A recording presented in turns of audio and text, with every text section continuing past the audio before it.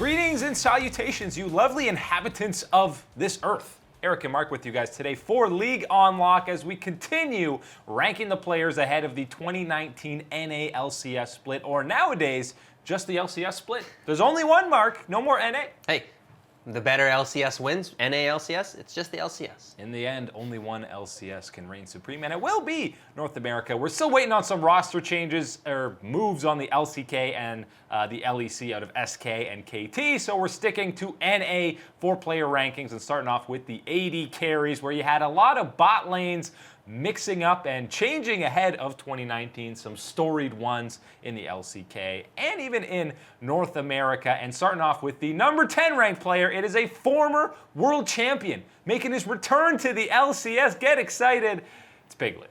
Yeah, Piglet. I don't know why people would exactly be excited to see Piglet here in the NA LCS. I know, yes, world champion, and yes, finally an NA resident, and I think that's exactly why Clutch Gaming has him as the starting AD carry there. But let me just say, watching Piglet last year, the recency, seeing him down in the academy where he should be just absolutely cleaning up was not happening. So Nope. this is a pretty fitting spot for Piglet. Yeah, I'm not sure he would be on an LCS roster if he was taking up an import slot, and he wasn't throughout 2018. So obviously teams did not value him high enough to do that. Now that he's a resident in NA, that's probably the only reason he's getting a spot. So he's coming in at number 10. Number 9 is Apollo, who formerly is he's still part of that duo lane with Hakuo. You can't break them up, but they were coveted as one of the best laning bottom lanes in North America, but that kind of fell off in 2018, specifically the entire second half of it. Right, after the spring split, after the quarterfinal victory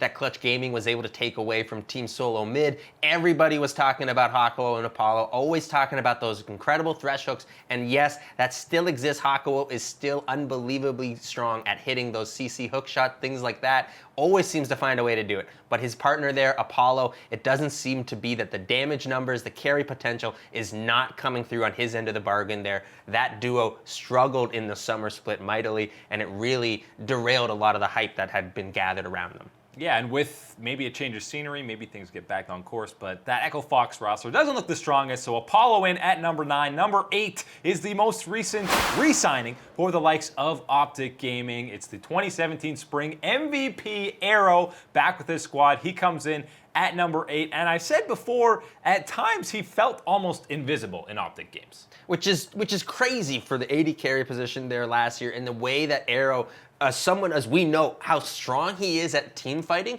to be going invisible in many of these games is just not acceptable from someone of his level. Getting that MVP in 2017, it's been a steady downhill rate here for Arrow's performances here in North America since then. But I think combined with Big, there is some chemistry there on Optic Gaming. And again, if you get Arrow out of that laning phase, most of the time I would put my trust in him in team fights.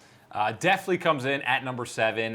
He had the highest KDA in 2018 summer. Now everyone's saying it's just because he's running away because Golden Guardians are taking not great fights. And he did have some of the lowest damage numbers combined with Arrow among all AD carries. But I think with a new laner in Olay who can be aggressive in lane with a new team around him and some more veteran leadership, I think we'll see him a little bit better in 2019. And then Wild Turtle comes in at number 6. Mr. FlyQuest, it's the only returning member yet again.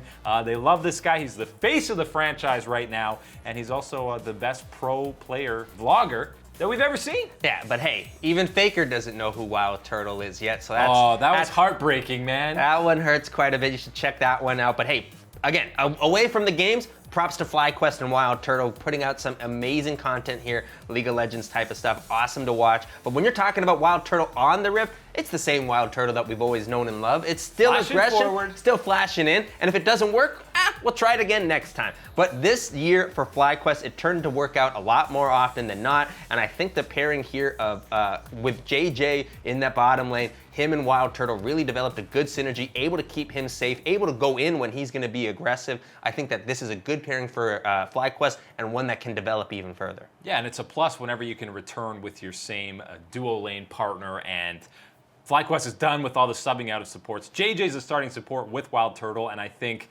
as long as there's less jumping too far forward for Wild Turtle, he's still going to be one of the premier carries in the NA LCS. And with that, we're moving on to the top 5 mark. And for someone like mid laners, there were no NA residents. We actually got 3 out of 5 NA residents in the top 5 for AD carries. That's not bad. We're doing good. Hey, we're doing good. Talent in NA is growing. AD carry has always been a pretty solid role in North America, and coming in at number 5, it is Stixxay, the MSI finalist from way back in 2016. Even though CLG looked terrible for most of 2018, Stixxay and Biofrost were one of the lone bright spots for the entire year. Yeah, and hey, you gotta mention that early on there were some growing pains, absolutely, for Stixxay and Biofrost as a duo. They were not on the same page a lot of times there, and then even towards the middle parts of the year, Stixxay was getting caught out quite a bit due to his positioning around certain team fights, around Baron, things like that. But I think when you do look at the performances and some of the victories that Counter Logic Gaming were able to get, Stixxay is absolutely a massive part of those ones. And I think moving forward, the success that they're going to be able to have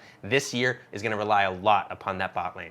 Yeah, and it's, again, one of the main returning factors from last year. Sneaky comes in at number 4. He's Mr. Consistent, Mr. Reliable when it comes to North America. Sneaky in lane. That meme is dead when it comes to NA, unless he's playing against a Xayah, because apparently the feathers don't render on his screen. You can't see it. He's too busy thinking about the cosplay next. How am I going to do the feathers for Xayah? He's not even looking at the feathers on the ground in front of him. Or he's looking too closely at them, Yeah. looking at every pixel. Certainly possible, but I definitely want to give a quick shout out to Sneaky's performance at Worlds this year. I think his performance specifically on the champion Lucian was a large reason Cloud9 got to where they were at the event. Yeah, 3-0 against Afrika on that pick. And NA, he's not as dominant, but we know when the international stage, he steps up in a big way. Coming in number 3 is Zven TSM. He's staying. No Mithy. He's now paired with Smoothie in that bottom lane. And even though TSM, another team that underperformed, him along with Bjergsen were pretty consistent for the whole year. Without a doubt, you could tell all the skill and talent that Zven had every single time you're watching him on the Rift. Yes, there was a couple questionable plays, couple of missed clicks, all these type of things, they happen. And yes, it happened, of course, in the worst year of Team Solo Mid franchise history. But when you're looking at Zven's individual performance, how he performs, how he trains, how he practices, everything like that, not having him in the top 3 in NA would be absurd. It would definitely be absurd. He's maybe not best in the West at the moment, but he could still maybe get there. And 1 and 2, it has to be Bang and Doublelift. I mean, maybe you can argue the order, but for Bang, it's not like he's coming in as a washed-up AD carry from the LCK who had a terrible year.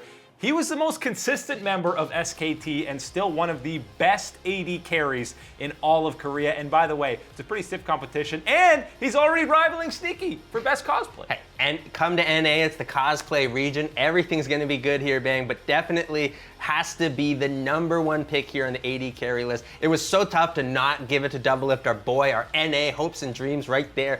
But you have to respect the World Championships that Bang has had. And of course, even the important thing, as you mentioned here, is he's not coming in washed up or anything like that. I don't want anyone putting disrespect on the name of Bang and the performances that he had last year. Yes, SKT was not the SKT they needed to be. Certainly not the fault of Bang. He absolutely was carrying when he could there for the team and was a difference maker for them. And even with some swappings of supports throughout the entire 2018, it was mostly effort. It was only effort the second half of summer, but he was jumping between him and Wolf going forward. So seeing him with Aframu is going to be really exciting, and his English is already coming along. It's going to take a while before he can really communicate with it, but I think Bang is going to absolutely destroy North America in 2019.